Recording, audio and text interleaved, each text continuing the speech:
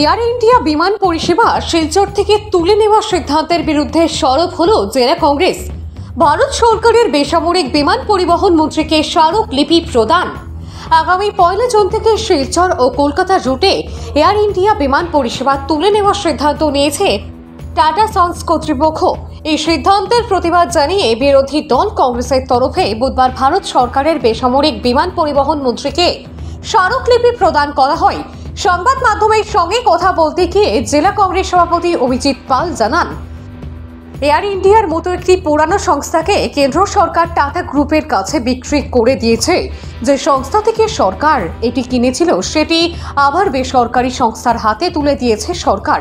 বর্তমানে বরাকে একটি উড়ান সংস্থা থাকবে, সেটি হলো ইন্ডিগো, এবং আগামীতে বিমান ভাড়া বৃদ্ধি করা হবে এবং সাধারণ মানুষ নানা সমস্যার সম্মুখীন হবেন।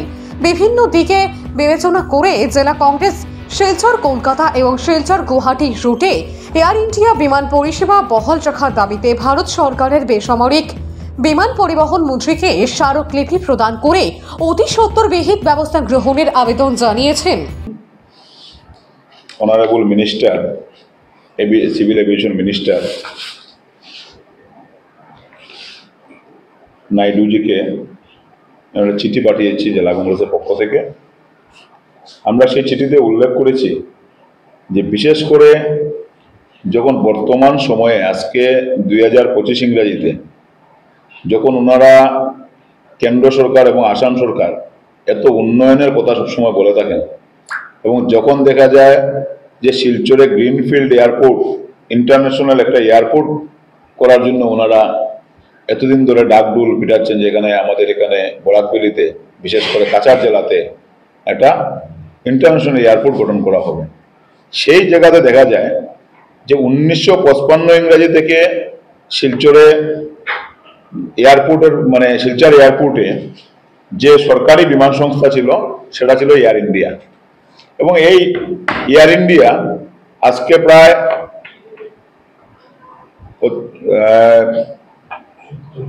70 বছর এই এয়ার ইন্ডিয়া সংস্থা আমাদের এখানে সার্ভিস দিয়ে যাচ্ছে।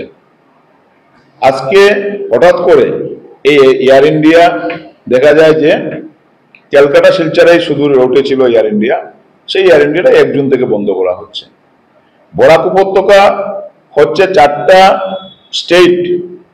স্টেটের একটা করিডোর, যেখানে মিজোরাম, মণিপুর, ত্রিপুরা এবং বরাক উপত্যকায় 4টা করিডোর হচ্ছে বরাক উপত্যকা। সেই বরাক উপত্যকাতে আজকের দিনে আমাদের যে সড়ক যোগাযোগের বেহাল অবস্থা, যেখানে আজকে প্রায় 27 বছর ধরে এখন পর্যন্ত মহাসড়ক কমপ্লিট হয়নি, যেখানে বর্ষার সময় রেলের সমস্যা হয়, প্রায় সময় 10 নামে রেল যোগাযোগ বন্ধ হয়ে যায়। উড়ান সংস্থা যেখানে এতদিন ধরে আমাদের এখানে প্রায় সময় আমরা দেখি যে এখানে নতুন নতুন সংস্থাগুলো আসে, বছর 1.5 বছর পর আবার এগুলো বন্ধ হয়ে যায়। আমরা কিংফিশার দেখলাম কিছুদিন পর বন্ধ হয়ে গেল, স্পাইস জেট সেটাও বন্ধ হয়ে গেছে। এখন শুধু ইন্ডিগো আর এয়ার ইন্ডিয়া। সেই এয়ার ইন্ডিয়াটা থাকার কারণে আজকে সাধারণ মানুষ যাতায়াতের জন্য আজকে আমরা 2টা বিমান সংস্থা এয়ার ইন্ডিয়া এবং ইন্ডিগো থাকাতে ভাড়াটাও একটা স্বাভাবিক মূল্য থাকে, এবং মানুষ যোগাযোগের জন্য যখন সব দিকে বন্ধ হয়ে যায় তখন আমরা এই উড়ান সংস্থার উপরে আমরা নির্ভরশীল বরাক উপত্যকার মানুষ। আজকে এই 45 লক্ষ জনসংখ্যা যে বরাক উপত্যকাতে আছে, সেই বরাক উপত্যকাতে মাত্র 2টা উড়ান সংস্থা আছে এখানে, যে এয়ার ইন্ডিয়া আর ইন্ডিগো। এবং ইন্ডিগো শিলচর গুয়াহাটি দিল্লি, শিলচর ক্যালকাটা এবং শিলচর ক্যালকাটা বেঙ্গালুরু, এই কয়েকটা সেক্টরে শিলচর থেকে আমরা বেঙ্গালুরু বা দিল্লি, গুয়াহাটি এবং ক্যালকাটা আমরা যাতায়াত করতে পারি। এবং এয়ার ইন্ডিয়াটা শুধু শিলচর এবং ক্যালকাটা সঙ্গে যোগাযোগ আছে। আজকে হয়ে যায় তখন একমাত্র ভরসা হচ্ছে আমাদের এই উড়ান সংস্থার উপর। একটা মুমূর্ষ রোগীকে নিয়ে যেতে হলে আমাদের এই উড়ান সংস্থার উপর নির্ভরশীল।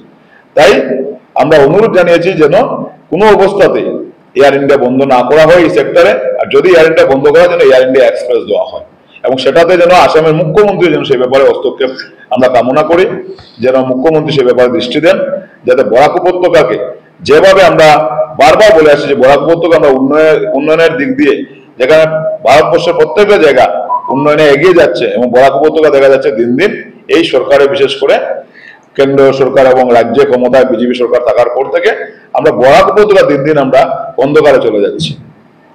আজকে যখন কংগ্রেস ক্ষমতা ছিল তখন শিলচর এই বিমানবন্দর থেকে 3টা কোম্পানি যাতায়াত করতো। আজকে ইন্ডিগো ছিল, স্পাইস জেট ছিল এবং এয়ার ইন্ডিয়া ছিল।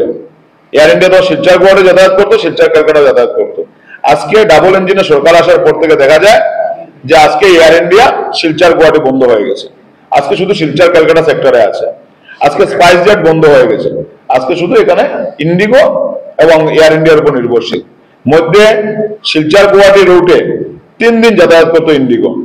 তারপর আমরা অনুরোধ জানিয়েছিলাম আমাদের মাননীয় সাংসদ গৌরব গগৈ মহাশয়কে, উনি এখানে এসেছিলেন, ওনাকে আমরা অনুরোধ জানিয়েছিলাম যে আমরা যাতায়াত করতে গুয়াহাটিতে অনেক অসুবিধা হয়। উনি আমাদের এই অনুরোধে সাড়া দিয়ে উনি এভিয়েশন ডিপার্টমেন্টে মন্ত্রীকে গিয়ে, তখন এভিয়েশন ডিপার্টমেন্টের মন্ত্রী ছিলেন জ্যোতিরাদিত্য সিন্ধিয়া, উনি দেখা করে উনি স্মারকলিপি দিয়ে জ্যোতিরাদিত্য সিন্ধিয়াকে অনুরোধ করে উনি আবার শিলচর গুয়াহাটি রুটে সপ্তাহে 7 দিন ইন্ডিগো যাতায়াতের ব্যবস্থা করেছেন। আমরা ধন্যবাদ জানিয়েছি গৌরব গগৈ মহাশয়কে যে বরাক উপত্যকার জন্য উনি অনুরোধ জানিয়েছিলেন কেন্দ্রীয় মন্ত্রীকে এবং কেন্দ্রীয় মন্ত্রী উনার অনুরোধে সাড়া দিয়ে আবার শিলচর গুয়াহাটি রুটে 7 দিনে 7 দিন দেওয়া হয়েছে। আমরা আজকেও আবারও অনুরোধ করবো গৌরব গগৈ মহাশয়কে যে আমাদের যিনি বরাক কাছাড় জেলার যিনি সাংসদ আছেন উনি একজন অকর্মণ্য, উনার সেই ব্যাপারে কোনো হেলদোল নেই। উনি নিজেও জানেন না যে সাংসদের কি কর্তব্য পালন করতে হয়। উনি এখন পর্যন্ত কি দলাইয়ের বিধায়ক হিসেবে উনি আছেন না কি হিসেবে আছেন। আমরা আজকে যে এই এয়ার ইন্ডিয়া যাতায়াত বন্ধ হচ্ছে, যেটা নিয়ে সাধারণ মানুষ হাহাকার করছেন, যেখানে বারবার বিভিন্ন সংস্থা থেকে আওয়াজ উঠছে, কিন্তু আমরা দেখিনি শিলচরের সাংসদ এটা নিয়ে একটা মুখ খুলতে, আমরা দেখিনি করিমগঞ্জের সাংসদ এটা নিয়ে একটা মুখ খুলতে। আজকে বরাক উপত্যকায় এত বড় একটা যাতায়াত বন্ধ হয়ে যাচ্ছে কিন্তু ওনাদের কোনো হেলদোল নেই। ওনারা সাংসদ হিসাবে ওনারা অকর্মণ্য। ওনারা আজকে পর্যন্ত সেই ওনাদের যে দায়িত্ব, জনগণ যে ওনাদেরকে ভোট দিয়ে আজকে সাংসদ বানিয়েছেন, আজকে ওনার দায়িত্ব থেকে ওনারা পিছপা দিচ্ছেন, ওনার দায়িত্ব ওনারা নেভাতে অক্ষম। তাই আমাদের যিনি সাংসদ আছেন উনি জুরাটের সাংসদ, কিন্তু উনিও বরাক উপত্যকার ব্যাপার নিয়ে উনি সংসদে কথা উঠিয়েছেন, উনি মন্ত্রীকে অনুরোধ করেছেন এবং তার জন্য আজকে আমরা শিলচর গুয়াহাটি রোডে ডেইলি একটা ফ্লাইট পেয়েছি। আমি আজকে আবার সাংসদের সাথে যোগাযোগ করব, ওনাকে আমরা অনুরোধ জানাবো যে আমরা চিঠি দিয়েছি মন্ত্রীকে, আপনি এটা সরাসরি অনুরোধ করেন যাতে এয়ার ইন্ডিয়াটা বন্ধ না হয়, এয়ার ইন্ডিয়া যেন থাকে। 2টা কোম্পানি যদি ফ্লাইট এখানে না থাকে তাহলে একটা কোম্পানি ফ্লাইটের পক্ষে ভাড়া অস্বাভাবিক হবে এবং সাধারণ মানুষ যাতায়াতের পক্ষে একটা অসম্ভব হয়ে দাঁড়াবে। আমরা যখন স্বপ্ন দেখছিলাম যে এখানে গ্রিনফিল্ড এয়ারপোর্ট হবে, নাইট ল্যান্ডিং হবে, ইন্টারন্যাশনাল এয়ারপোর্ট হবে, আর ঠিক ওই সময় যখন দেখি আমাদের এখানে যে মিনিমাম কয়েকটা ফ্লাইট চলে শিলচর এয়ারপোর্ট থেকে, এর মধ্যে যেটা প্রায় 50, 60, 70 বছরের পুরনো সার্ভিস এয়ার ইন্ডিয়া, সেই এয়ার ইন্ডিয়ার সার্ভিস বন্ধ করতে যাচ্ছে। যে ফ্লাইটটা আমি জানি আমাদের এই এলাকার মানুষের জন্য খুবই সুবিধাজনক, যেটা ভোরবেলা এখান থেকে 7:40-এ ছাড়ে, এই ফ্লাইটটা বন্ধ করার যে সংবাদ, এটা শুনে আমরা সবাই খুব মর্মাহত। আর বিশেষ করে আরেকটা জিনিস উল্লেখ করতে হয়, কারণ আমরা ইতিমধ্যে দেখেছি প্রায় পুরোদমে বর্ষার মৌসুম শুরু হয়ে গেছে। আমাদের এই এলাকা নির্ভরশীল মেঘালয়ের রাস্তার উপরে, রেল লাইনের উপরে, যেটা খুব ভালনারেবল। যে কোনো মুহূর্তে আমাদের রেল লাইন বন্ধ হতে পারে, রাস্তা বন্ধ হতে পারে। এই মুহূর্তে যদি একটা ফ্লাইটের সার্ভিস বন্ধ হয়ে যায়, আপনারা এমনিতেই জানেন যে ফ্লাইটগুলো থাকে ডাইনামিক ফেয়ার। ডাইনামিক ফেয়ার যদি একটু কম্পিটিশনে থাকে তাহলে ভালো, আদারওয়াইজ ওরা মনোপলি করবে। এমনিতে আমরা জানি শিলচর থেকে গুয়াহাটির যে ফ্লাইট ফেয়ার, এটা আমার মনে হয় না এই 300 কিলোমিটার রেঞ্জে ভারতবর্ষের কোনো জায়গায় এত হাই ফেয়ার থাকে। আরেকটা বিষয় আমার যেটা আমি শুনতে পেলাম যে উড়ান সেক্টর, যেটা উড়ান স্কিম, এই উড়ান স্কিমটা আসামের মধ্যে, আমাদের আসামের মাননীয় মুখ্যমন্ত্রী শুনলাম যে ডিব্রুগড়ে এয়ারপোর্টকে উড়ান সেক্টরে দিয়েছে। যে আসামের মধ্যে যদি ব্যাকওয়ার্ড রিজন হয় তাহলে আমাদের বরাকভ্যালি হচ্ছে সবচেয়ে ব্যাকওয়ার্ড রিজন এবং বরাকভ্যালি সেক্টরটা হচ্ছে ব্যাকওয়ার্ড সেক্টর। আমি অনুরোধ করবো মাননীয় মুখ্যমন্ত্রীকে, এবং আমরা ইতিমধ্যেই চিঠি লিখেছি মাননীয় সিভিল এভিয়েশন মিনিস্টারকে, যাতে আমাদের এই সেক্টরটাকে উড়ান সেক্টরে দেওয়া হয়। আর যে কোনো অবস্থায় যাতে আগামী পহেলা জুন যেটা এয়ার ইন্ডিয়ার এই সার্ভিস বন্ধ হওয়ার কথা, এটা যাতে বন্ধ না হয়, এবং আমরা দাবি করেছি যে বন্ধ না করে যাতে আরও সার্ভিস এখানে প্রোভাইড করা যায় উইথ নাইট ল্যান্ডিং ফ্যাসিলিটি। এগুলো দাবি রেখে আমরা মাননীয় মন্ত্রীকে চিঠি লিখেছি। আমরা যদি এরকম কোনো আমাদের যে দাবিগুলো যদি পূরণ না হয়, তাহলে হয়তো আমরা দলীয়ভাবে বৃহত্তর আন্দোলনের পথে যাব।